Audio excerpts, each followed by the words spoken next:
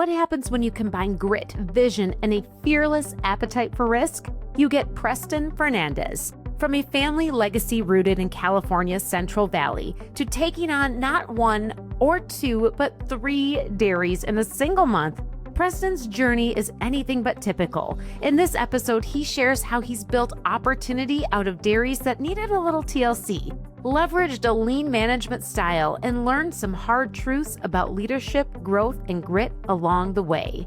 If you've ever wondered what it really takes to scale in today's dairy world, what it takes to be successful and sustainable in the future of this industry, this one is for you. That and more right here today on the Uplevel Dairy Podcast.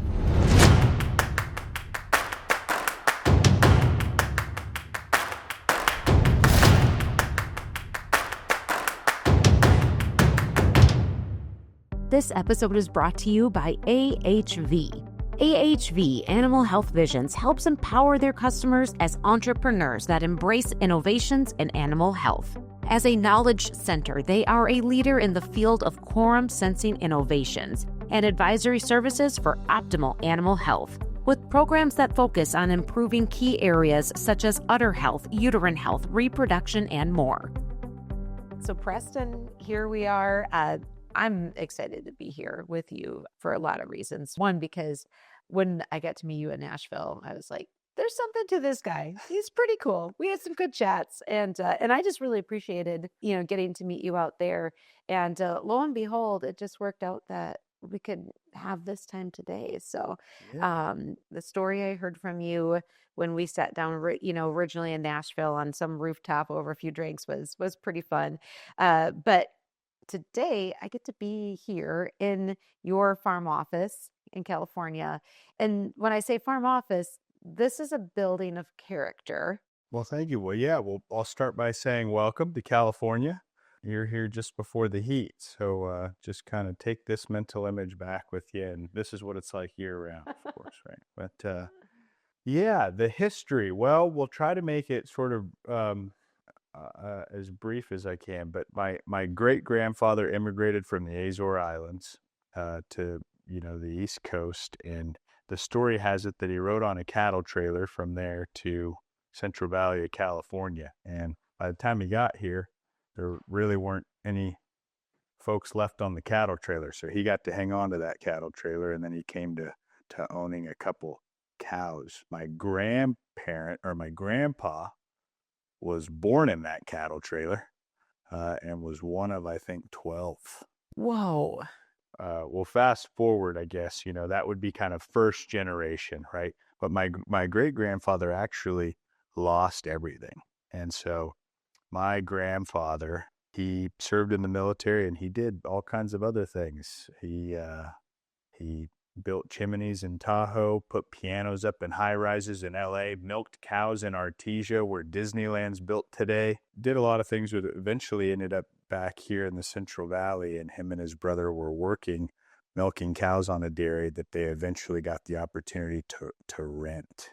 And then there later on settled on this facility that we're at now, which is what we call our home ranch, or Fern Joe number 1. So the house that we're in right now is actually built kind of early 1900s and added on to over the years. But this was my late grandparents, Joe and Suzanne's house. Yeah, my dad and 9 brothers and sisters were born and raised here. Wow. And growing up, I would ride my bike to the dairy, feed cows in the morning, and I'd come in through this back door here. My grandma would make us breakfast, and then we'd go back out to work. So I think about 2 or 3 years ago, we decided to remodel it, or kind of give it a little facelift and convert it into an office. And so this is one of several sites, correct? That's correct. Yep. My grandpa and his brother, my great uncle Johnny, started on this facility with a couple hundred cows. They grew it to 300, that then became 500. And then when my dad graduated college, he came home and grew the herd to about 900. Lots of things have happened in between. Of course, my dad having so many brothers, they got on other operations, and my dad kind of split off on his own and rented this home ranch from my grandpa. And slowly over time, started to pick up neighboring facilities that came available, all sort of distressed facilities. And that kind of, I guess, started the trajectory of the what I call the cigar butt method to business. So as we know it. Explain. Warren Buffett and Charlie Munger, they, describe these cigar butts as, these opportunities that aren't always very easy to find, but the ability to get a couple more puffs out of something that other people would regard as useless. That's where you tend to find kind of your bargain deals. I'll give you an example. If a California dairy farmer today that was milking, we'll just say 3,000 cows and was working on an expansion plan to 5,000 cows, right? You'd probably be looking at $5+ million. Those same opportunities exist right in your backyard if you look hard enough in facilities that have all the critical infrastructure, but just nobody else wants to get on because maybe it's rough or doesn't have that much roadside appeal or what have you, right? So I think that there's something kind of to be said about the cigar butts or seeking out opportunities that other people probably aren't paying much attention to. As you said then, when you're driving around the countryside and you see a distressed facility, you see a place that, maybe foreclosure or just empty, you can look at that and you can see what it could be and what it could do for your goals of how you want to move this family business forward. Yeah, the approach that I've taken is kind of looking at how it fits within our footprint. There's things that I want to make sure I'm not leaving out. Like, I've got to acknowledge our setup, the 6-7 facilities, mostly all connected via contiguous acreage, right? So the ability to kind of spread labor around or spread fixed costs through labor efficiencies and things of that nature, that's super important. Right now we're on what we call our home ranches. And then, about 8 to 10 minutes away, I've got the Avenue 200 ranches that are 3 dairies in a row. Same concept, right? So trying to kind of figure out these ways to pick up facilities in a way that's kind of synergistic to the whole operation. But what you see is you don't have to go very far to be able to find those diamonds in the rough. And would you say that's kind of the nature of this region that you're in, that those places exist because of the proximity of how dairies were built here during some of the major growth stages in the valley here? Yeah, definitely. Man, this is one of the most densely populated dairy areas that there is, right? And so there's just, if you drive through Tulare County, you can kind of just see really a chronology of dairy construction over the years, from little tiny open lot flat barn dairies meant to milk, 150 to 200 cows, all the way up to big contemporary freestall 6,000 cow type facilities, right? But the reality is, and it's a harsh reality, but it is the reality, is just that this is such a tough business to be in, and California especially is so competitive that we just continue to see month over month, year over year, more facilities become vacant. Guys are exiting the business, which ultimately means selling the cows. If their facility isn't the type to yield a tenant to come in to be able to lease to or what have you, a lot of times you end up with these facilities being empty. So over the course of time then, this was being the main site that you grew up on right here, and now expanding into having 6 sites plus the heifer site as well. When did that all come to be? I'll try to describe as concisely as I can. It's kind of there was a lot that had taken place to get us to where we're at now. But it all kind of started, of course, my older brother and I had graduated college. We were working outside of the dairy farm, but we had interests in getting back or becoming involved. But there was a facility that neighbored us just over here and connected to our ground. And since we were kids, my brother and I always had passed by the places we were irrigating corn or wheat. And we thought, well, golly, we'd love to pick that place up. one day. So that was like a 300 cow Holstein facility that butted up to our ground, and we wanted it badly. And so we kind of sort of pleaded with our dad, hey, if you're willing to collateralize some of the assets on your balance sheet to secure the place, we will go out and figure out a way to fill it with cows. We'll lease it from you. Fern Joe will be a net beneficiary of this project from a ROI standpoint, right? And so I went and applied for a startup beginner farmer loan from USDA's FSA and got a term loan to start into the heifer business. I went and bought a bunch of breeding age heifers, feeding them, breeding them, freshening them, and selling them as replacements. My brother, who's an ag realtor, among other things, he had been working hard, and basically starving for a couple of years, but kind of just was shaping up to have a windfall year in real estate. And there was a real nasty dispersal that had happened, kind of all stars aligned. And we were able to pick up milk cows for that facility for $800. Oh my gosh. And I, basically liquidated my savings at that time, along with my brother who used his windfall in real estate that year to kind of gobble up a bunch of cows and to get the place started. For us financially, there were really hard times. It really took my dad. I mean, he leveraged everything but his bicycle just to secure that place. We're extremely grateful for that. I think in retrospect, he and all of us would agree what we were able to secure it for has been well worth it when you look at what the kind of throughput we're able to get through that facility now and what we've managed to accomplish there. But, that kind of lit the fire or stoked the flame. And then, a couple of years later, we had the opportunity to cooperate with the Martin family on a lease with a purchase option on a facility that they were getting off of.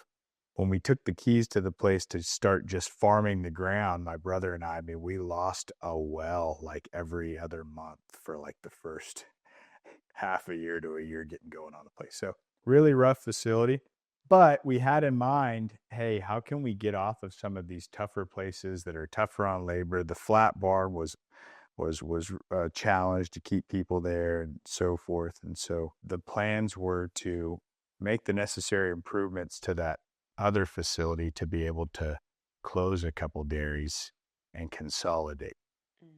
And so fast forward, we ended up doing that.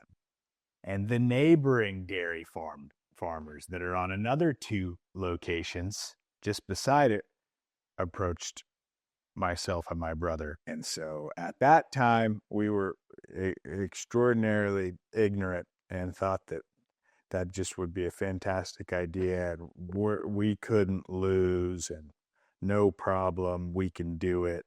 And so we did it. For the listeners, that would have been May of 2022, and things got really, really bad not too long after that. And it's been an extremely tough go on those places, but we're just kind of getting sewn back up, I guess you can say. It ultimately led to me starting 3 dairies in 1 month, which would have been May of 2022. This was all in a month. Yeah. In 2022. Yep.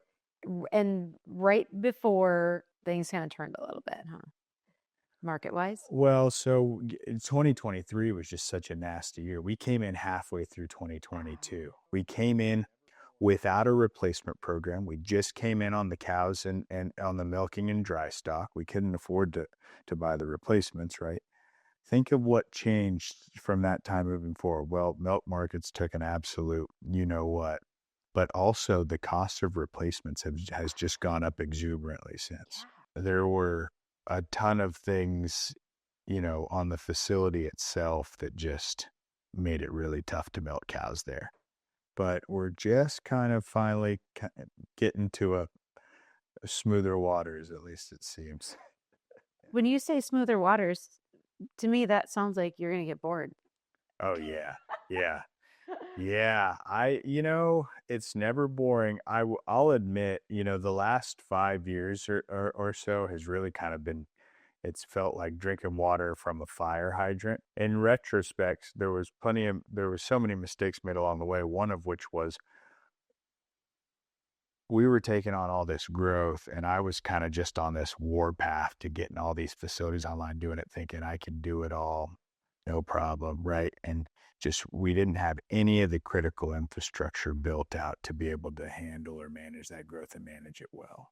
And what would have been those pillars of critical infrastructure that you realized were missing? Well, some of them are still barely just being pieced together. I don't have a college graduate level $250,000 a year manager. I've just finished out here. The end of May will be 1 full year with kind of a general manager working underneath me. So there's a lot that still needs to come in the way of kind of management pieces. The admin side of the business, even still now, is very skeleton crew. I have currently we are 7 facilities, 1,200 acres with 51 employees. I mean, that might sound like a lot, but it really is pretty darn lean considering just the sheer quantity of facilities and chaos, right? What's the big goal here? Well, I'm trying to put ourselves in a position where our trajectory will be to grow by 5 to 10% year over year. So I'm building a replacement program now, and this is kind of like self-inflicting pain. It could be described that way, right? But I'm trying to basically create a situation where every couple of years I'm going to be forced to figure out whether I need to get onto another facility, whether I need to expand on facilities that we're on, and so on and so forth. But I've set out to build a fairly robust replacement program with the idea that it will put the needed pressure on me to continue. So you are creating within this system the momentum to continue to force decision making for growth. Yep, exactly. Yeah. This is kind of an unusual path. It takes a certain person to be able to see those diamonds in the rough. But what's even more unique is the ambition and the grit to get out and do something, to want to take that on. It's not the easy path. A couple of things that stand out, especially in probably the beginning of this stage for you, is number one, it's the risk that you took on, and you were working in industry. Yeah, I was. Yeah, I was in genetic sales and consulting, and kind of helping to oversee a network of distributors overseas for a company called Worldwide Sires. So you were living the corporate life. Yeah. And probably enjoyed some of the benefits and the comforts of corporate life. But that doesn't motivate you, does it? Well, it actually did a lot to motivate me, and I'll tell you why.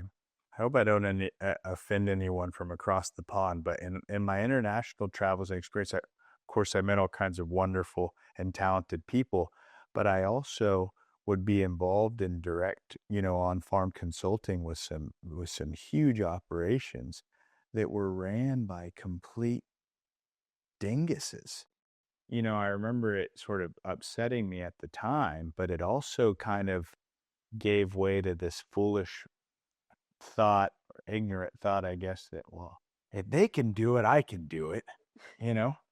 I think that in many aspects, my previous career really motivated me to do what I was doing now. That, and frankly, taxes. I started doing well at the company that I was working for, and giving half of it away. I was in the worst tax bracket on planet Earth, single, no dependents, making over a certain amount. And I was just like, how do I figure out a way to not pay taxes and be my own boss? What better than a Schedule F? Yeah. So then I decided to jump into a business that, dairying is a great way to lose money, right? So the tax problems solved pretty quickly. But was there any part of you that was kind of scared? Oh yeah. I mean, like I said, full disclosure, I mean, this was, we were heavily leveraged at that time. We had come off a really tough year in the dairy business. And we're trying to kind of pull all the levers and strings that we could to make this thing work. And it was, yeah, they were hard times, really hard times, right? The silver lining in it all, of course, and now in retrospect, was times were so tough, times were so bad. They also gave us the ability to fill up with cows for cheap. You referenced that this, kind of starting up at these sites, that it was hard. I think, by the end of that summer in 2022, having started those 3 dairies, I was maybe 135 pounds. I had pneumonia. So it came at a cost, but it's important to kind of bring some of this stuff to light because there might be listeners that are considering, leasing a facility, which I still do think that there's a ton of opportunity there, but you've really got to do your due diligence. The problem that exists in that world is, more often than not, the owners that are getting off of the facility are guys that weren't able to compete, guys that ran into financial hardship, or maybe guys that did perfectly well, but they were aging out and didn't have a succession plan. I won't speculate on, percentage breakdown in those groups, only just to say this, that most of the facilities that are vacant they're vacant for a reason. It gets a little hairy, right? Because you end up in a situation, lessee, lessor relationship where the owners are not willing to spend one more red cent on the facility, nor do they have the ability to, because the second those cows leave, your cash flow mechanism's gone, right? So, hey, your freestall barn's caving in, I mean, I can't milk cows here. Your landlord's not going to be able to pay for it, right? I mean, you need to take some of those things into consideration and take responsibility for those things. At the end of the day, if you want to drive the performance out of the cows and do a good job and cash flow and stay in business, there's just going to have to be those non-negotiables, right? Where you've got to pay the piper to make the needed improvements to a facility. You're in a situation where does it make business sense to make huge capital improvements to a facility that you don't own? Yeah. The short answer to that, or maybe the seemingly obvious answer, is, well, no, that doesn't make sense, right? But it could. On a couple facilities that I'm leasing, I've probably spent, over $250,000 on cow cooling. Many people would look at that and say, well, why in the heck would you do that? Well, it's like, well, golly, I got to look at my time horizon. If my lease is this long, am I going to go through the duration of the lease housing cows in these sorts of conditions, right? Or will these improvements yield an additional 4 pounds of energy corrected milk per cow through a 4-month summer duration? What's the ROI on making that improvement? That's kind of the way of thinking, I guess, that's worked for us. Not everyone has the gumption and the grit and the willingness to, again, look at a distressed facility and dive all in. So, okay, so I gotta know, just tell me your worst day. Oh man, it's so hard to even say, right? I tell you what, moving jerseys over to that Martin facility, they were all 5 and 10 headlocks that were destroyed. I didn't have any money to replace them. I mean, we were so cash strapped. I couldn't really even lock cows for the first 2 years on it. I mean, just losing wells. I mean, there's been periods of time. I lost a well at a facility and was having to consider moving all the cows off in one day to another location just to be able to get them milked and supplied with water and feed and so forth. What does it mean to lose a well? To lose a well, yeah. So in California here, we pull water from deep underground. You need a deep water well to supply you with the water that supplies your pressure system to be able to operate your water troughs, your milk pit, and so on and so forth, etc. It's a big problem. It's never boring. There's been no shortage of fun. So what does keep you motivated? Like what keeps you going to just dive into challenge after challenge with the knowledge that the challenges are not going to necessarily go away? Both of my grandparents were dairy farmers, both heroes of mine, and I know how hard they worked and how much they sacrificed. And, my dad as well. And I kind of feel that I have a personal responsibility to, not stand still, basically to see what the limits of capabilities are in terms of what's achievable and what's not. You know what else really motivates me though, and this might be a hot take for the podcast, but when I look at some of the biggest dairy farmers in the United States, we'll just say the top 5 or top 10 biggest. 80% of that list doesn't come from a bunch of cows and a bunch of money. That's a huge motivator for me. It's fascinated me, when you look at, I don't want to mention any names for the podcast sake, but when you look at some of the guys in the US that are milking the most cows with these massive operations that are vertically integrated, it was all done in one generation. So why not take a chance and see? So let me ask you this then, Preston. Fast forward into the future, give you 20 years from right now. I'm back here and you and I are sitting down having a conversation about where you're at, what this business looks like. What are we talking about? Well, it's a great question. Hopefully, we're talking about consolidation because let me tell you, milking 6,000 cows on 6 facilities, I would argue, is probably the hardest way possible that there is to do it. I'd love to be able to have a milk plant. I mean, it doesn't have to be anything so grand, but I think that I would have so much fun on the dairy product side of the equation. And if we were ever able to get to a scale where we'd be able to vertically integrate, I would say that that's a big ambition of mine, and it's a big motivator for me. Do you think your future is here? It's a good question. I think so. I'm going to remain bullish on California. Most people are going to think that that sounds crazy from a cow representation standpoint and total fluid milk representation. Is the biggest dairy state in the union.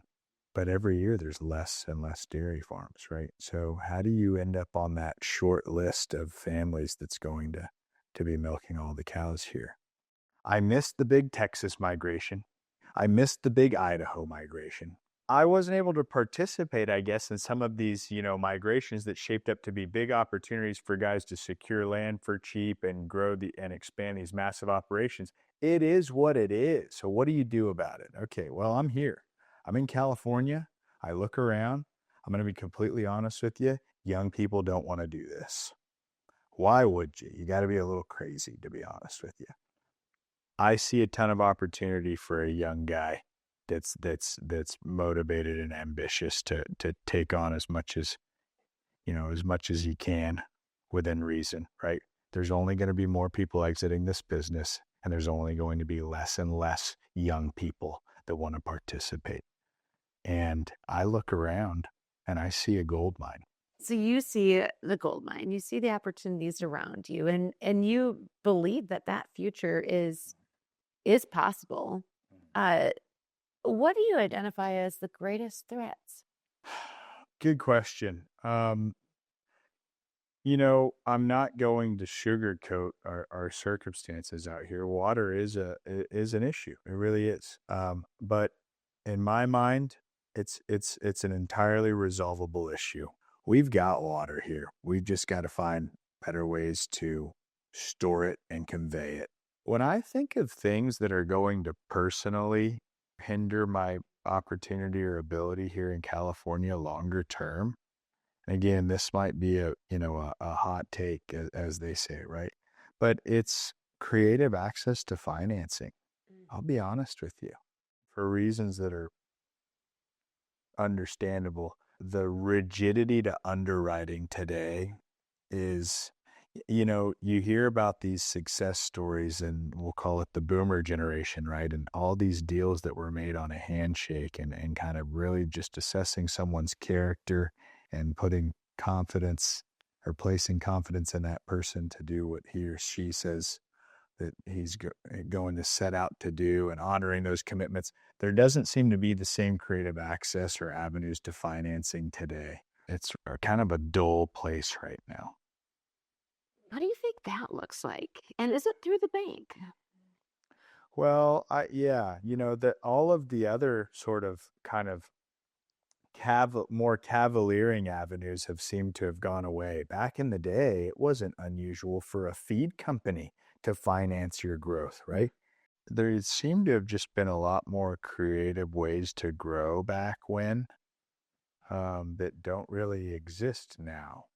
We can have this conversation and story now, but if there was a couple lenders that were willing to kind of sit down and hear the vision and get on board, I'd like to think that they would want to bet on that horse being me.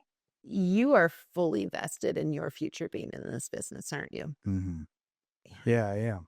So let me ask you this. How are you going to stay? Well, it's a good question. I think if I'm going to continue on the trajectory that I'm on, I definitely need to surround myself with people that I trust. It's a challenge for sure.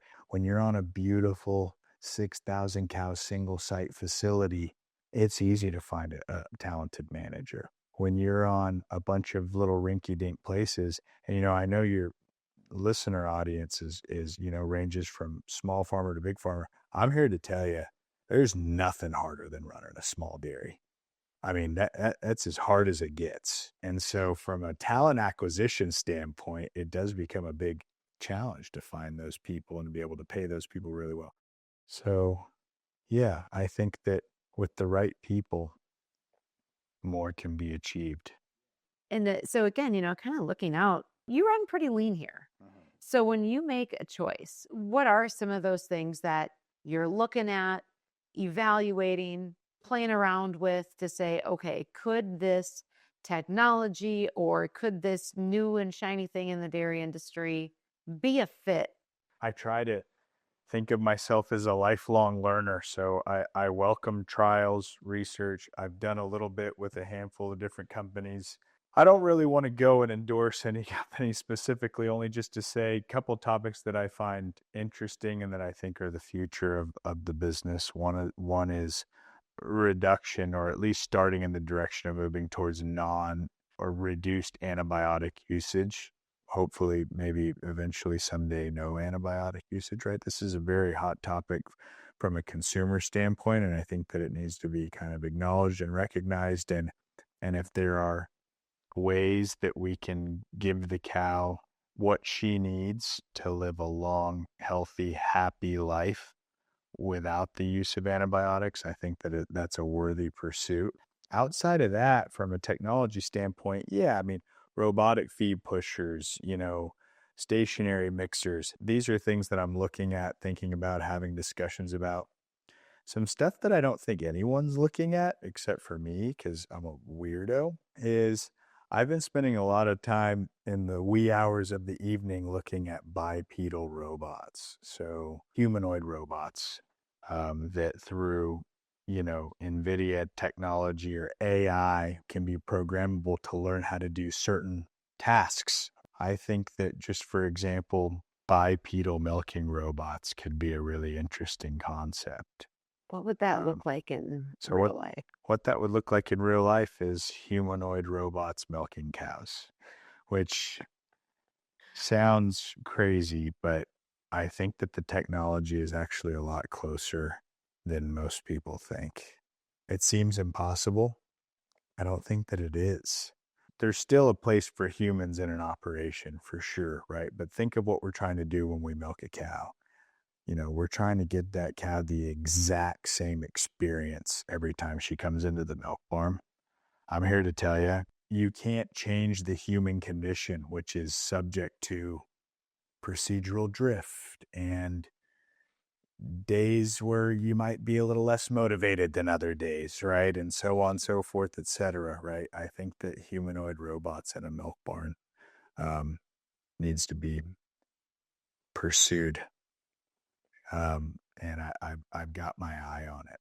And, Preston, you spend a lot of time thinking about the future. And in our final few minutes here, what I'm going to ask you to do is to do something that might be hard for you, and that's to think backward. What would be the advice that you would give to 23-year-old Preston? That's a good question. Some of the best pieces of advice. Well, I think the first that would have been really helpful, and that maybe took me a while to figure out, is the world isn't dumb enough to just give you what you want. You got to deserve. You got to deserve it. You know what I mean? And so really that just comes in the way of hunkering down, doing the hard work. Another piece of advice that I would have given my younger self is get the bad people out of your life quick. I tell you what, and this might come as a complete shocker to people, but I've probably just in my relatively short span here have turned over, hundreds of employees, which just sounds awful, right? But there was, coming into these operations and figuring out who kind of some of the bad characters were. The less tolerance you have for people that don't operate with honesty, integrity, so on, so forth, etc., the quicker you can get those people out of your life, the easier things will become. Sort of bizarre advice, I guess, but I think that as a young dairy producer in my more formative years, I'd really taken advantage of quite a bit. So those were some things that I had realized. Do you think that applies to your personal life too? Yeah. It's a pretty just fundamental concept, try to surround yourself with people that you can trust and rely on, that are going to honor their commitments, right? I think that's kind of where the way of thinking comes there. I think more of a realist. I think you summarized it well, Preston. Thank you. And there's a lot to be learned from you and what you're doing. And what excites me the most is to see where you go from here. Thanks for having me on. Thanks, Preston. You just heard from California dairy producer Preston Fernandes. From betting on distressed dairies to dreaming of bipedal robots, his story is one of bold moves and even bolder belief in the future of farming. Thanks for listening to the Uplevel Dairy Podcast. Don't forget to follow, rate, and share wherever you get your podcasts. As always, keep on growing, keep on learning, and up-leveling your dairy. This episode is brought to you by AHV. AHV Animal Health Visions helps empower their customers as entrepreneurs that embrace innovations in animal health. As a knowledge center, they are a leader in the field of quorum sensing innovations and advisory services for optimal animal health, with programs that focus on improving key areas such as udder health, uterine health, reproduction, and more.